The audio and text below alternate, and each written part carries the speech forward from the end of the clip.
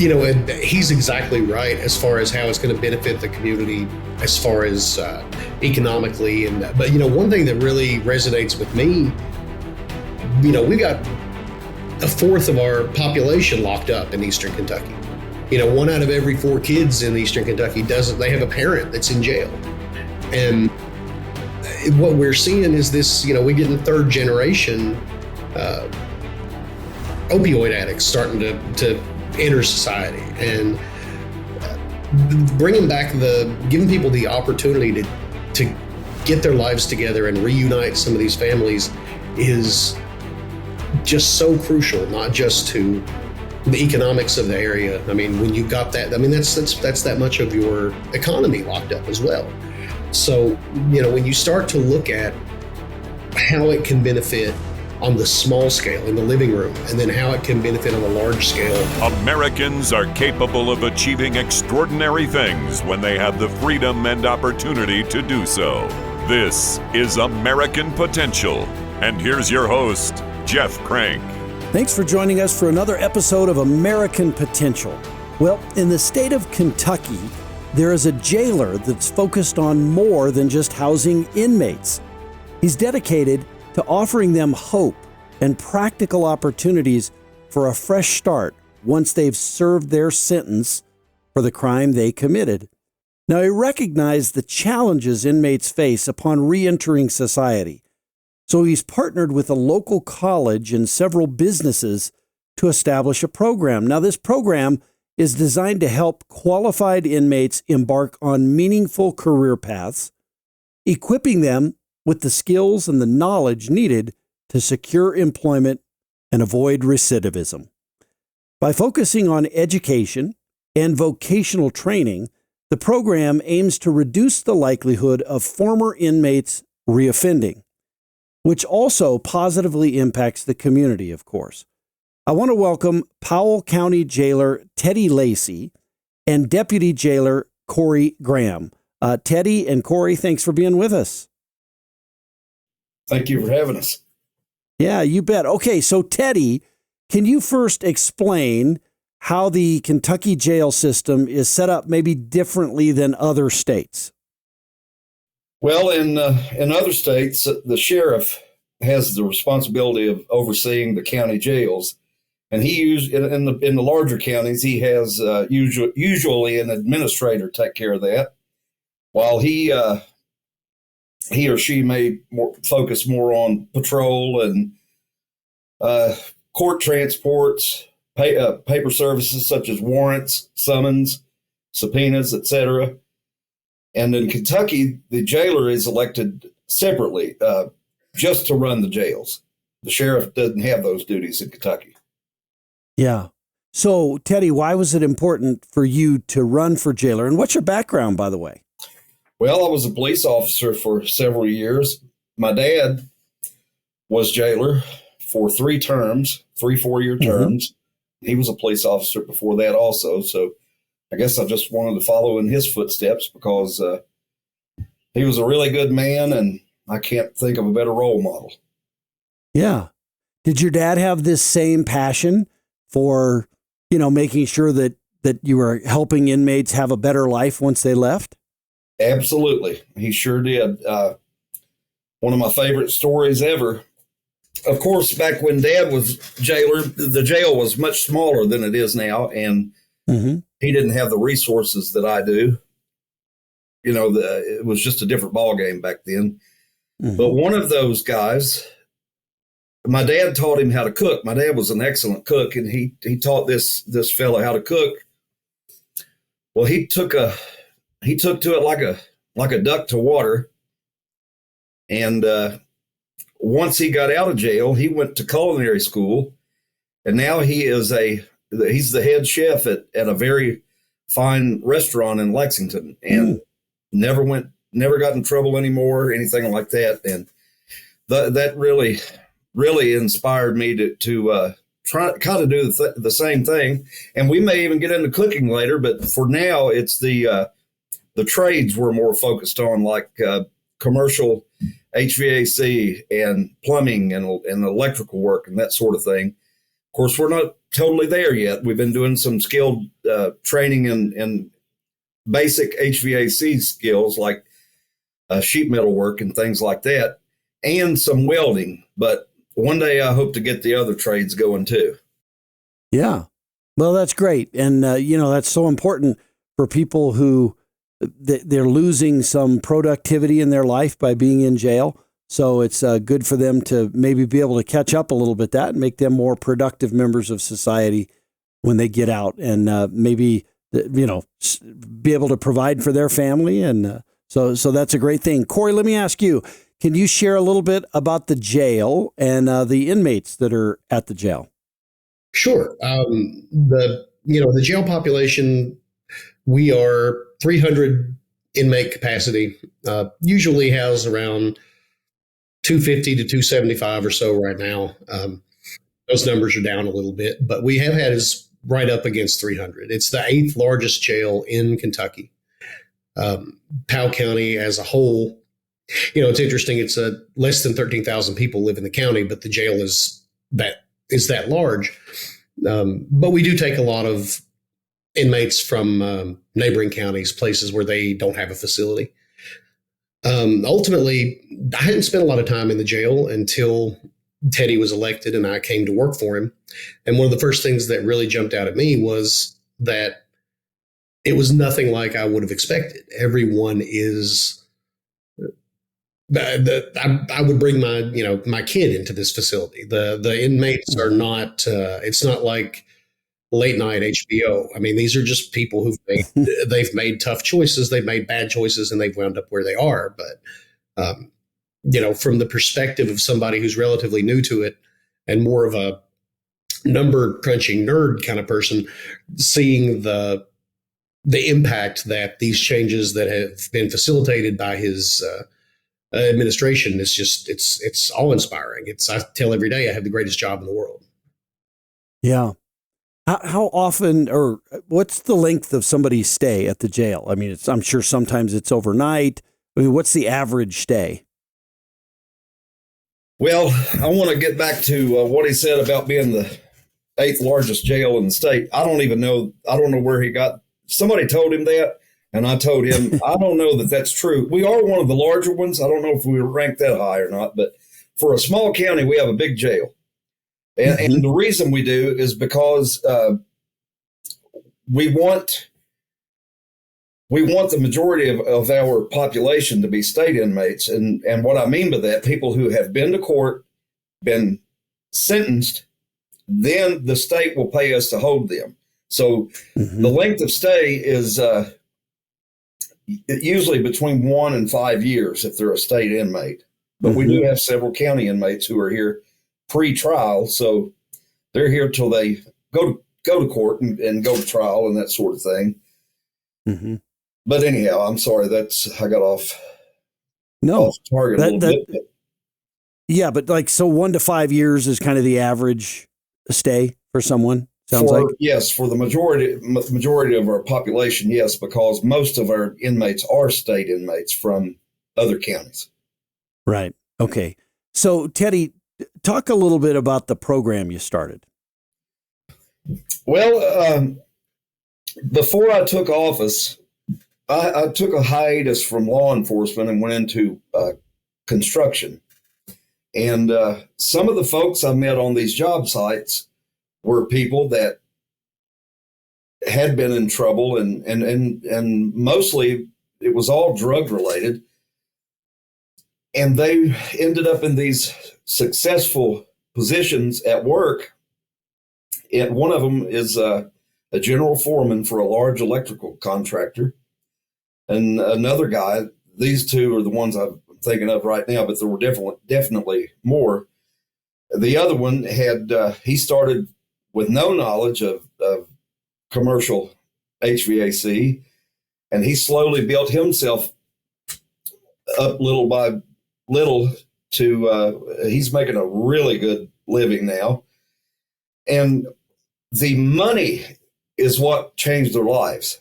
When they saw what kind of money they could make in these trades, then they decided, you know what?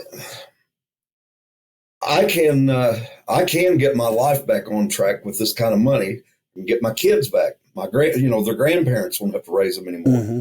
That's one of the most unfair things that I can think of in today's time with the people in jail, and their parents don't get to enjoy their retirement because they're having to raise their grandchildren now. Yeah. So when I heard those stories from those folks, and they told me that the money really changed their lives, and I thought, that a lot of these people who are spending a lot of time in jail, that really is the only way they can get out and make a living legally. Mm-hmm. With enough money to get their life back on track, is to learn these skills, and that's kind of where it started at. Yeah. Now, do they get paid as they're learning the skill, or is that part of their sentence? You're giving them that opportunity, and they're learning a trade. That is totally voluntary. If they want to learn it, we will teach them. But they're not getting paid to learn it. So, sure. But when they get out here, if they've got a basic skill set that they can go to a contractor and prove that they know certain skills, they can start out as an apprentice and make a decent living, build themselves up. The more knowledge they learn, the more skills they learn, the more money they can make. Yeah. Well, and Teddy, where'd this whole idea come from? How did you think of it? Well, just what I was talking about, working with people who had turned their life around and stayed out of jail for years, and never looked back because they learned a trade and learned how to make a good living. Yeah. And what are you hearing from folks inmates who've been through the program? We've had a few. I've only been in office since January 2nd of 23. And we've had a handful, 4 or 5 people maybe, who have reached out and said, thanks a lot for teaching, me how to weld or whatever. I've got a good job now and I don't plan on coming back, but I'll always be thankful for that. Mm-hmm. Yeah. Cory, how about you? Tell me about the recidivism rate. What's the program? Were you able to measure recidivism rate before this program was instituted versus now? What's it doing to that? I went back through some of our older software and compiled some information that we had there. Of course, I just went back a few years. What we quickly learned was the recidivism rate. It was interesting when you looked at it. Of course, the COVID year was an anomaly. You kind of just have to throw it out. But so starting with 21 and then going up until where we are right now, at this point, we managed to lower our recidivism rate, I believe, by 31%. Teddy checked me on that. I know he's got it. I think it's 31% from 22 to 23. And then, we're on target for another 25% based on the way the numbers look right now for 2024. And, wow, that is indicative of some true, something really being effective here. And not only that, but one thing that I found interesting was we've seen a decrease in behavioral incidents as well.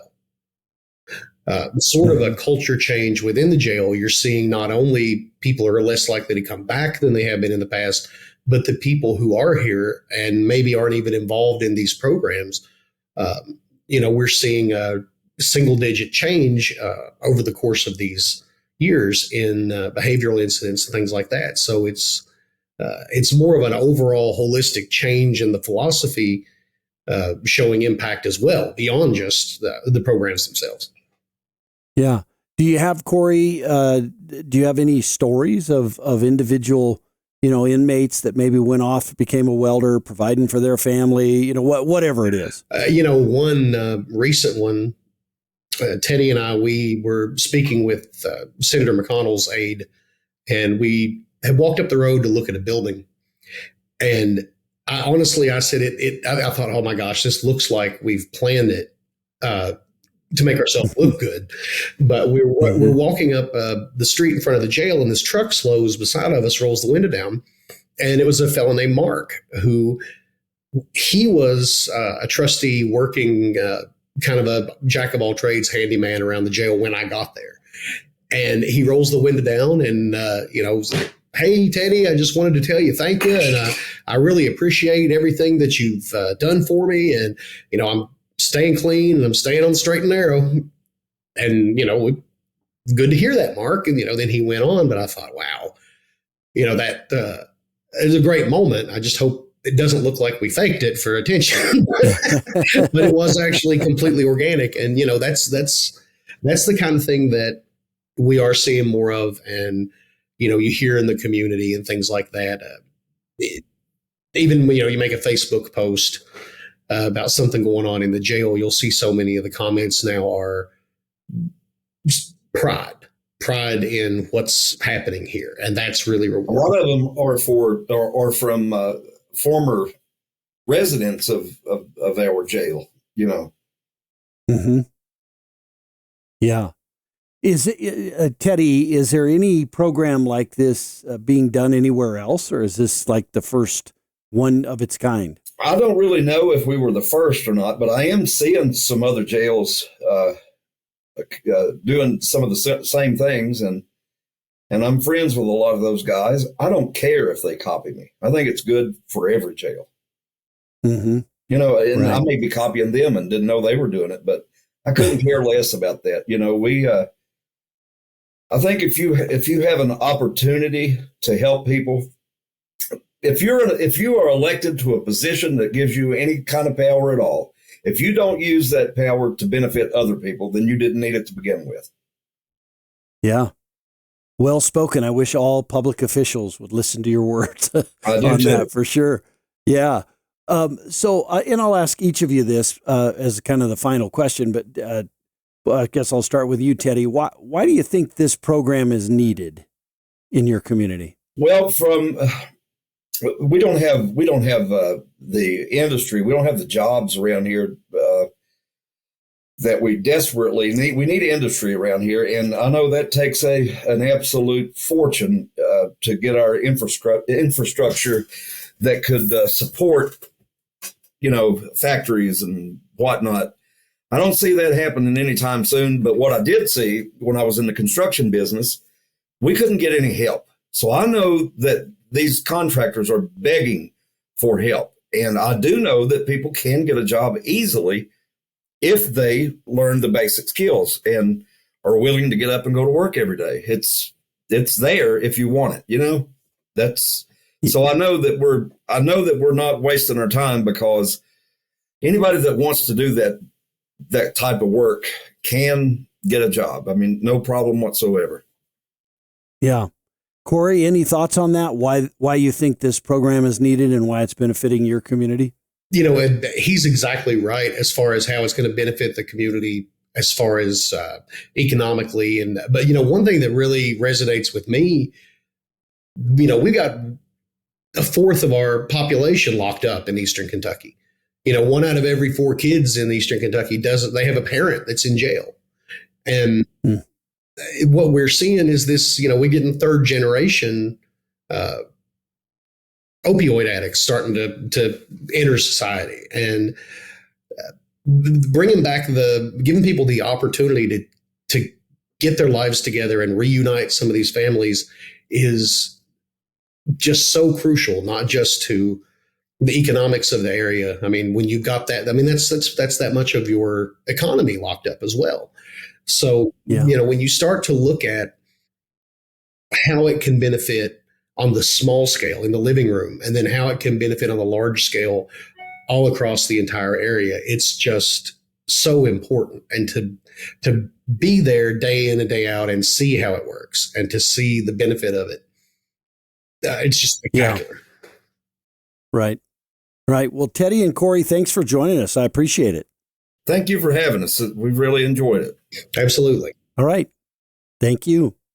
Well, what an inventive program this is, cutting down the recidivism rate, giving people hope in the jail. And it was great having Teddy and Cory here join us and talk to us about that. And, this is the responsibility as these folks are pulled out of making productive use of their time in society. It's great to help teach them a trade, something that they can go out and and be better people once they leave jail. So thank you for joining us and for watching and listening to this episode of American Potential. Go out there and defend liberty and freedom.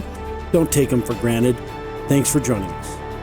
Thank you for listening to American Potential. You may listen to more stories from Americans working every day to expand freedom and opportunity in their communities by visiting AmericanPotential.com.